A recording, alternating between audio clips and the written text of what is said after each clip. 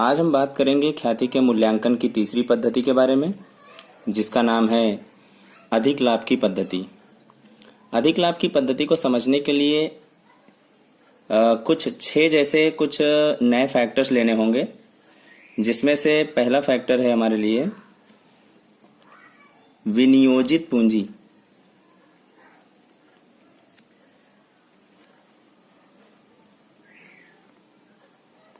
विनियोजित पूंजी को हम लोग शुद्ध संपत्ति भी कह सकते हैं।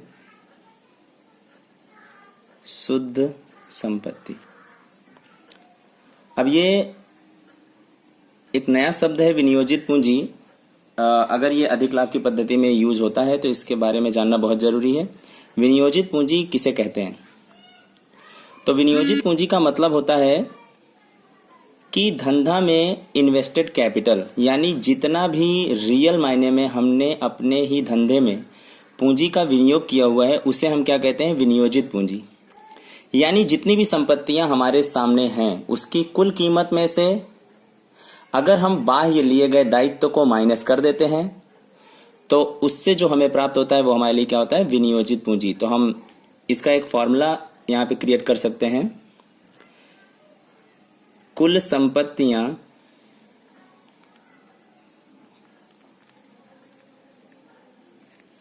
माइनस कुल बाह्य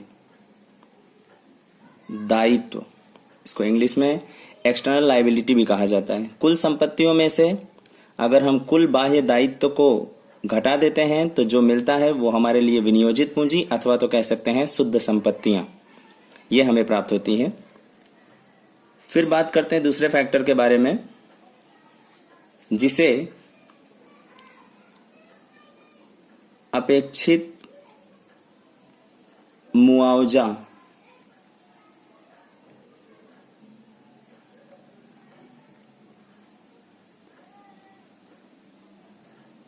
अपेक्षित मुआवजे का दर।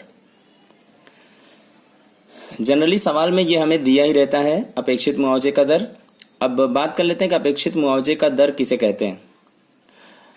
यदि धंधे का मालिक धंधे में कोई भी कैपिटल इन्वेस्ट करता है, अर्थात किसी भी पूंजी को धंधे में विनियोग करता है, तो वो पहले से एक ऐसी धारणा करता है कि अगर मैं इतना पैसा लगा रहा हूं तो इसके बदले में मुझे रिटर्न्स कितना मिलेगा। तो ये जो रिटर्न्स वो बात करता है, यानी जो भी मुआवजे की बात करता है, वो प्रतिशत में करता है। तो उसी प्रतिशत मुआवजे को हम लोग क्या कहते हैं? अपेक्षित मुआवजे का दर। अपेक्षित का मतलब ऐसी धारणा करना, मुआवजे का मतलब एक प्रकार से कमाई, दर का मतलब प्रतिशत। तो अपेक्षित मुआवजे का दर अर्थात विनियोजित पूंजी के ऊपर जो धारणा अनुसार की कमाई है वो अगर हमें प्रतिशत में दी हुई है तो उसका मतलब हुआ अपेक्षित मुआवजे का दर। ये हमें सवाल में पहले से ही दिया जाता है। अब हम बात कर लेते हैं तीसरा, अपेक्षित लाभ। अपेक्षित लाभ, अपेक्षित लाभ का एक फॉर्मूला क्रिएट होता है विनियोजित पूंजी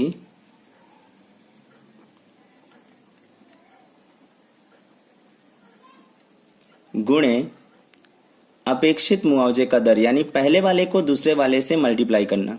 विनियोजित पूंजी गुणे अपेक्षित मुआवजे का दर।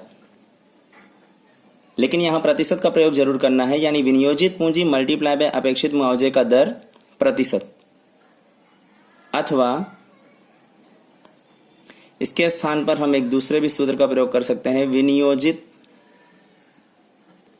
पूंजी गुणे अपेक्षित मुआवजे का दर अपॉन में 100।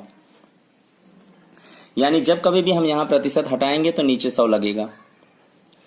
तो विनियोजित पूंजी गुणे अपेक्षित मुआवजे का दर बटे में 100।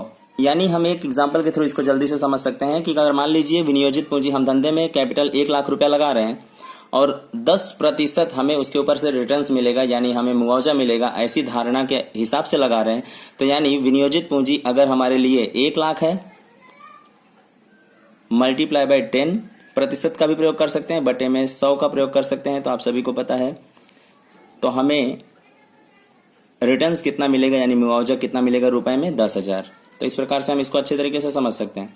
तो पहला हो गया विनियोजित पूंजी जिसे हम शुद्ध संपत्ति कहते हैं यानी कुल संपत्तियां माइनस कुल बाह्य दायित्व।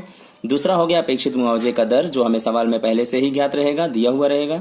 तीसरा हो गया अपेक्षित लाभ जिसका फॉर्मूला होता है विनियोजित पूंजी मल्टीप्लाई बाय अपेक्षित मुआवजे का दर प्रतिशत में, अथवा प्रतिशत को हटाना चाहते हैं तो आप नीचे 100 का भी प्रयोग कर सकते हैं।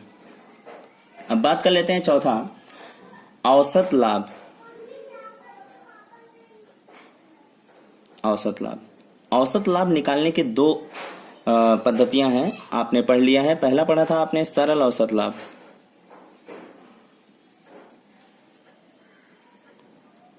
सरल औसत लाभ में आपने ज्ञात किया दिए गए वर्षों का कुल लाभ अपॉन में वर्षों की संख्या।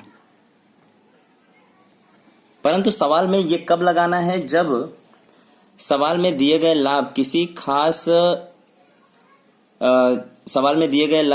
खास पैटर्न को फॉलो ना करते हो, यानी वो लाभ क्रमशः चढ़ते ना हो अथवा तो उतरते ना हो, उतरते क्रम में ना हो। तो ऐसे कंडीशन में हमें सरल औसत लाभ की पद्धति का उपयोग करना है, यानी सभी लाभों को जोड़ करके वर्षों की संख्या से डिवाइड करना है, जिससे हमें औसत लाभ मिल जाएगा। अगर लाभ चढ़ते या उतरते क्रम में किसी खास पैटर्न को फॉलो कर रहे हैं तो ऐसे कंडीशन में हम लोग इसके स्थान पर दूसरा यानी दूसरी पद्धति में हमने ज्ञात किया था भारित औसत लाभ। भारित औसत लाभ जिसका हमने फॉर्मूला कुल भारित लाभ, भारित लाभ बटे में कुल भार, यानी कुल भारित लाभ को हम कुल भार से जब डिवाइड करते थे तो हमें क्या मिल जाता था, भारित औसत लाभ। इन दोनों में से किसी एक का प्रयोग करना है, और इसका प्रयोग तब करना है जब किसी खास पैटर्न को फॉलो ना करता हो लाभ, और इसका प्रयोग तब करना है जब किसी खास पैटर्न में हो, यानी चढ़ते क्रम में हो या उतरते क्रम में हो, दोनों में से किसी एक पद्धति का प्रयोग करना है। तो अब हमें क्या क्या मिल गया, विनियोजित पूंजी मिल गया, अपेक्षित मुआवजे का दर मिल गया, इन दोनों का मल्टीप्लाई किए तो अपेक्षित लाभ मिल गया। चौथा पॉइंट मिल गया औसत लाभ। अब हम बात करते हैं पांचवा पॉइंट, अधिक लाभ। अधिक लाभ, अधिक लाभ का फॉर्मूला होता है चौथे में से तीसरे को घटाना, यानी औसत लाभ में से अपेक्षित लाभ को घटा देना। मान लेते हैं कि औसत लाभ हमें 1,20,000 मिला है और अपेक्षित लाभ हमें 1 लाख मिला है। तो 1,20,000 में से अगर आप 1 लाख को माइनस कर देते तो 20,000 जो हमारे लिए होगा वो क्या होगा, अधिक लाभ। तो अधिक लाभ यानी जनरली जितना हम कमाते हैं उससे, जितना हम धारणा करते हैं उससे अधिक लाभ अगर कमा रहे हैं तो उसको हम क्या कहेंगे, अधिक लाभ। जितना लाभ की इच्छा हम रखते हैं यानी अपेक्षा किए हुए हैं, धारणा किए हुए हैं, उससे अधिक अगर हमारा रियल लाभ आ जाता है तो बीच का जो गैप होता है हमारे लिए क्या होता है, अधिक लाभ। अब हम बात करते हैं अंतिम छठे पॉइंट की, ख्याति। आपने देखा होगा कि 3 के तीनों में सबसे अंत में हमें ख्याति ही ज्ञात करनी होती है। तो यहां पर ख्याति का फॉर्मूला होता है अधिक लाभ गुणे खरीदी के वर्ष। खरीदी के वर्ष के बारे में मैंने पहले भी बता दिया है आपको, पहले वीडियो में और दूसरे वीडियो में भी बता दिया है। तो इन 6 पॉइंट्स के थ्रू आप अधिक लाभ की पद्धति से ख्याति का मूल्यांकन किस तरह से करेंगे अभी अभी मैंने आपको बताया। धन्यवाद।